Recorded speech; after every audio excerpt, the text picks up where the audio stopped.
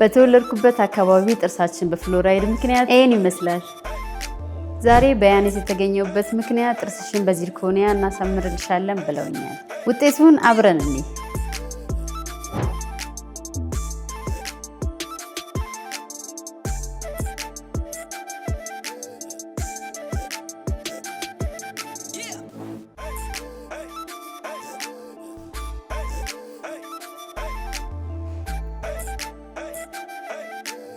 ጥርስሽን ቆንጆ ውብ ያማረ አድርጌ እንግዲህ በስተመጨረሻ ቮሊድ ስማይሉን ስርት አድርገን ጨርሰናል።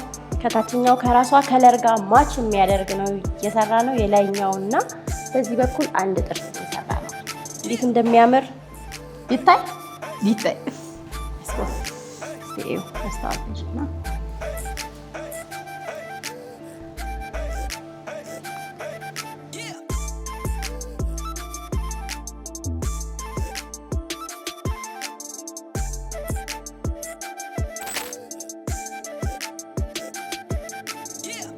እንደዚህ ይሆናል ብዬ አልጠበቅኩም ነበር። ከጠበቅኩት በላይ ነው።